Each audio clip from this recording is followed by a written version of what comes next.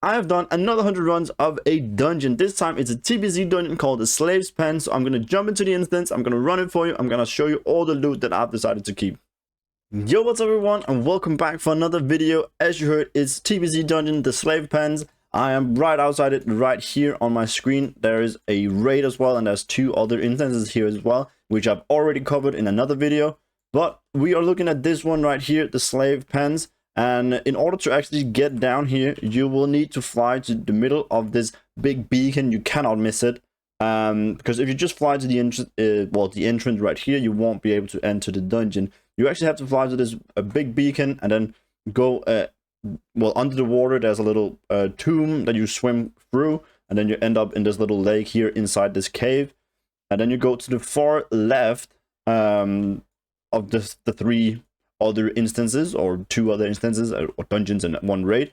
Then you go to the far left, and then you find Slave Pens, the one that we are doing today, or the one I'm covering today. And yeah, I'm just going to show you the route, as I always do, and then I'm going to talk about the loot that I've received from this place, and the loot that I've decided to keep from this place. And in the meantime, I'm obviously going to talk about the dungeon, tricks and tips from this place. Because as you can see here, there's some neutral mobs here, and if you kill this mob here, the guard, they will actually be unable to, you won't be able to kill them. They will evade. So you can actually try and get more loot out of the instance by killing them. However, I wouldn't go around and killing all of the mobs due to it being quite a long dungeon. I mean, in 10 runs, I do it in more than an hour because it's such a long dungeon, which is not ideal, of course. And I actually run pretty fast because I'm a druid and I have a decent speed set and all that stuff there. And also because you will have to dreamwalk out, but you will end up in a graveyard outside of the instance, and you have to fly back in. It won't be as easy to get in and out, or out and in. So yeah, I wouldn't go all around killing all of them, but if you can manage to kill them all in one go, then I guess that's better because you get more loot. Another thing that's worth noticing on this dungeon here, which is the same with the two other instances in this area here, is there is mining. You can actually mine in here, which is obviously always good. You get some extra materials. You're guaranteed some gold, because they do actually have decent value, these minings that you can get in here. Obviously you saw there is the animantite, but you can also get the corium vein. I haven't actually gotten that many in my 100 runs. I guess they're quite rare in this dungeon compared to some of the other ones, but you can still get them, and obviously if you do get them, it's obviously gold because they are more expensive than the regular minings you get in here. But yeah, besides that, as I said, it's a long dungeon. You will have to either not do all the neutral mobs, or the slaves as it actually is, because they're being held captive, or you can just, yeah, you just won't be able to finish 10 runs in an hour. For some that doesn't really matter, but that's what you should aim for at least. And even though I'm pretty fast, I still don't even do it. So it's yeah, it's quite a long dungeon.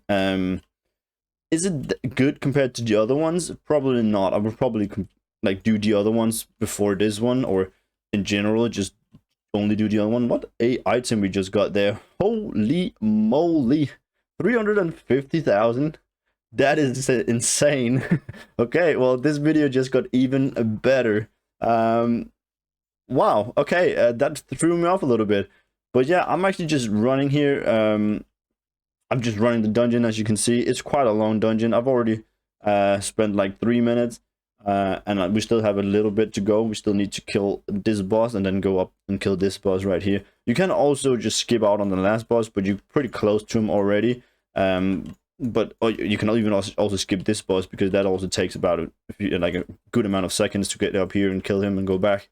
Because the boss is not really dropping anything like super interesting. You can get some raw gold of just selling the items, and obviously you can loot him for gold as well, or the bosses for gold, but it's not really something that's gonna make you a lot of money, and you're not really gonna get, I haven't received a single good item from any boss so far. I don't know if they're not able to drop the stuff, But I'm not too bothered about bosses, to be fair. But yeah, I tend to do them anyways. But again, not really killing all the neutral mobs. You can kill these because they're quite close together. This is actually the last room. You need to kill like just these 2 packs here, and then you can decide for the boss if you want to kill that one. But let me just finish off these. And then let me show you the Dreamwalk situation, because it's actually quite annoying. It's the same with the other, well, one of the other dungeons is actually the Underbook. You can actually just jump down and then go outside and then reset it and go back in. But with this one, the Slave Pen and the Steam Vault, you can't just Dreamwalk out and then back in and then be right outside the entrance. You will actually, yeah, as I said, spawn in a graveyard quite far away from it, which is quite annoying. It is what it is, I guess. You can't really do it any other way. You could run out if you wanted to, but I don't think that's faster. But yeah, you spawn here in this area here, and then you have to fly all the way back and then swim down and then go into the instant. That is also why it makes it such a long dungeon, because the run itself is like 4 minutes, 4.5 minutes, but having to get all the way down there and then, yeah, it just takes a long time to get back down there. But as you can see, that's the big beacon there. And also, you have to sell pretty much every second run, because you are to actually get a decent amount of items. So, yeah, that was the route. So, as you're probably more interested in the loot. And we got this one here, which is actually pretty damn good. I'm not gonna lie, I'm pretty excited about that one. That is a really, really good item. Minimum buyout on my server is 360,000. So that is really, really nice that we got that one. That is gonna boost it even more. It's actually a pretty decent dungeon because of another item that I also received. I've been really lucky in this dungeon, especially now. And also, just a side note, this is also the reason why I'm looting on my runs in the video.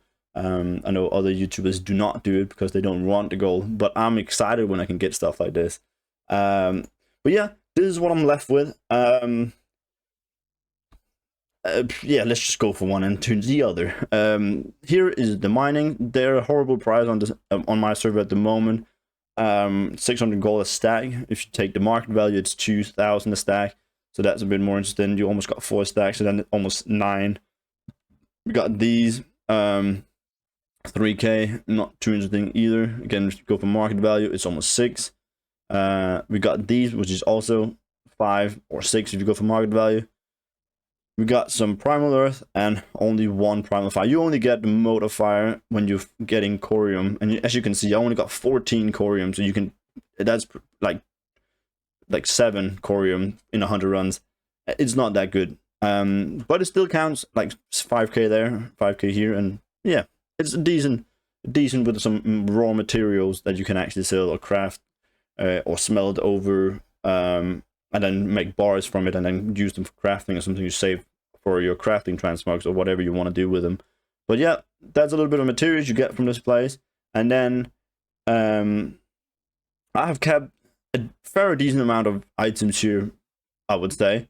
And the reason why I've only kept like these duplicates of these 5 pieces, 6 pieces, is because it's all a set. It's quite, well, no, I wouldn't say quite popular set, but it's a set that I've been selling quite a lot actually. But it's the blood scale. So I got the the leggings. I got 8 of them. They have a 0.03 sell rate, as you can see, is very revealing. The leggings. There's a lot of models of this particular style here with a lot of recolors and stuff. And these also go in there. You can see I've sold them in the past as well for 2k a piece. So yeah, I got 8 of them, only 1,000 right now, but 0.03 sell rate is really good.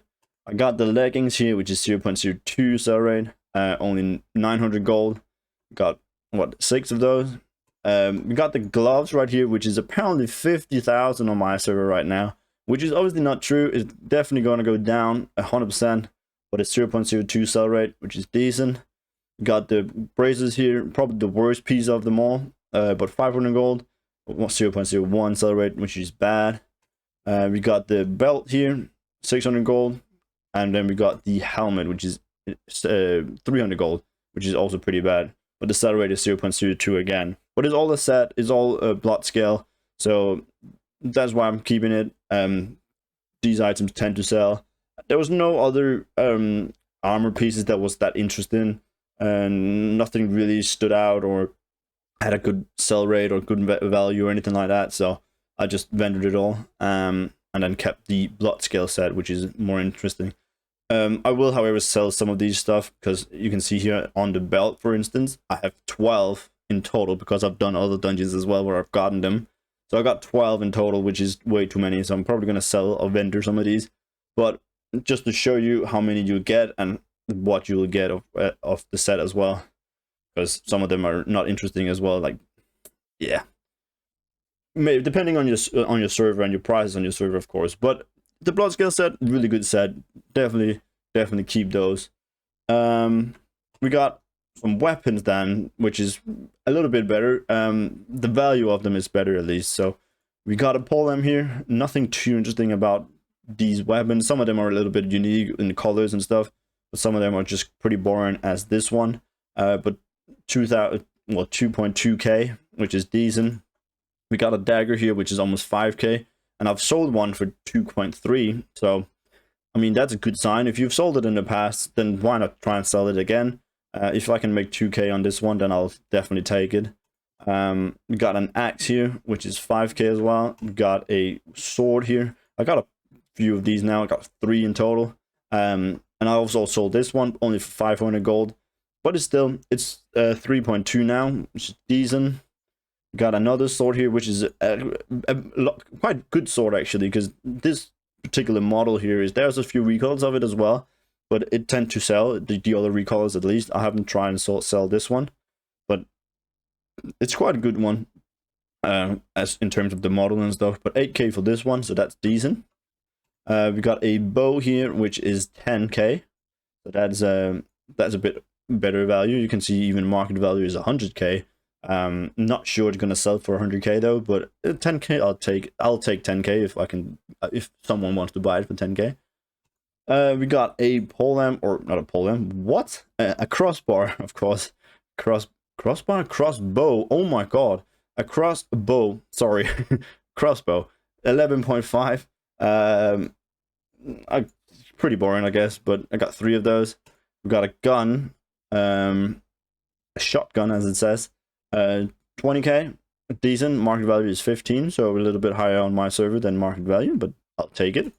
We got another bow here, which is still pretty boring. It's pretty dull, and it doesn't really, there's nothing unique about it. It's nothing interesting about it. But 20, apparently 20, almost 21 on my server, so I'll take that. And then we got another gun here, which is a bit more interesting. There's a little bit more details to it, and a little bit more is like a bone for handle and stuff. So a bit more interesting. 23 on my server, so we'll take that. I have 3 of them in total now. I haven't sold the rest of them, but yeah, you know, we'll see. They'll probably sell eventually. And then I decided to keep 1 blue, and that is this dagger, and it had that glow is standard for it. It's nothing that I've put on or anything like that. So that's why I'm keeping this one. It's pretty cool looking with the blue lighting here. It's not that big or anything, but it's quite cool with the lighting there. So 3k for this 1 blue item that I've decided to keep, which is pretty bad. Obviously we got the plan here, which is amazing, that I just covered. But besides that, we got some other scrolls or plans and patterns and enchants as well. And this one here, the recipe haste potion, I've already sold in the past. I've actually sold 2. So that's why I'm deciding to keep this, because it sells. I've sold 2. So that's good. We got a design here for a necklace, which is 1.8. I don't know what it is with scrolls and designs and plans and patterns at the moment, but they are selling really well, especially for me.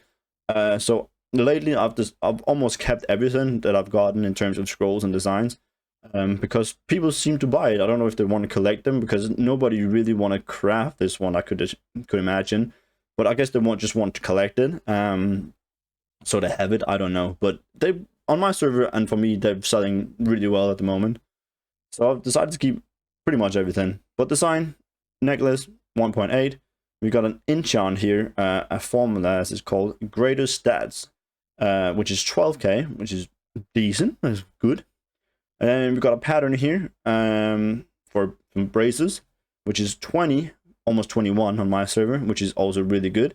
And a side note that I always say when I get good recipes is I always tend to learn them firsthand. When I get the first one, I learn them and then I craft them and I'll sell the transmog piece on the auction house. And then if I get a second one, I can obviously sell that one. Because in the long run, if you keep crafting it and it keeps selling, you will eventually make more gold than what the recipe or scroll is worth. So that's why I always recommend if you want to do this long term.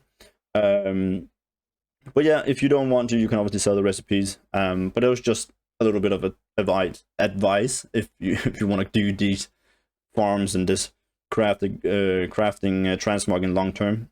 But yeah, pattern 12k, 20k. Then we got a epic one, which is actually really interesting because that is one of the reasons why you want to do TBC dungeons, because of these items here. They're super rare. Some of them is really expensive, and you will see that in a second. And if you craft the transmog, because people tend to want them, or I've sold a lot of mine that I've been crafting throughout the years. So they do sell. So these are some of the things that you would farm for. Essentially, if you wanted to do TBC dungeons, the open world, epic, pattern, plans, recipes, and this is one of them. It's not the most interesting one, but it's tailoring. It's for a waist cloth, 45k on them at the moment. I don't know what the actual piece, if you craft it, is worth at the moment, but yeah, a good recipe. It's a rare drop, so I'm happy with that. And then to the big one, I actually got a pattern. Some of the last runs I did, and this is the one, the Helm of Stalwart Defender, I think it's called. It's currently on my server worth 724,000, market value almost 600,000, 582,000 gold, and this is one of the more expensive ones, I'll assume. Especially on my server at least. But man, I got 2 pretty rare recipes, and I mean even 3 now with the video here as well. So these 2 alone here is like 800,000, which is pretty insane to think about. Which is better than like the majority of the TBC dungeons I've done so far. So that is pretty crazy that I've gotten them in this dungeon, even though this is not really the best one, because some of the others, you get more materials. You can get like primal shadows or primal life and primal water and stuff. So this is not even one of the best TBC dungeons you can do. I've just been super lucky with my plans and patterns. But yeah, insane headpiece here. 600,000 almost in market value for this piece, and 725,000 if I sell the recipes as it is. I do not have these recipes, I'm pretty sure, so I'm gonna learn it, even though it's worth 700,000 gold, because I'm gonna craft the piece you get from all you learn from it, and then I'm gonna sell that one instead. So yeah, pretty interesting stuff. I'm not gonna lie, which also gonna make it a pretty interesting value here, because it's gonna be almost 1.2 million gold from 100 runs here. Which is pretty damn good, I'd say. However, if you don't get, well, just any of these, and you only get like something like this, which is super rare as well, so don't get me wrong, it's a really good piece, but if you don't get like these very high valued items, you're not looking to make an insane amount of gold, especially not on my server. But it could vary if your server or prices on your server is better. But for me, I was super lucky, so I'm pretty happy with that. I'm pretty stoked with that. Almost 120,000 an hour, which is pretty damn good, I'm not gonna lie. But yeah, that was basically it. That was the slave's pen. I was about to say the steam vault, but that was the slave pen dungeon finished. I think I need 5 TBC dungeons now, then I've done all of them, so getting closer to that as well. But yeah, that was pretty much it, or that was it. That was it. So leave it a like if you enjoyed. subscribe so you don't miss out on anything else that I post or do. Leave a comment about anything, really, any questions you have to me, if you want me to answer anything, if you want me to help with anything, if you want to have me suggest some dungeons that you should do. If you don't know where to start, then comment that below. I'm happy to help. And yeah, then I'll see you all in the next video. Goodbye.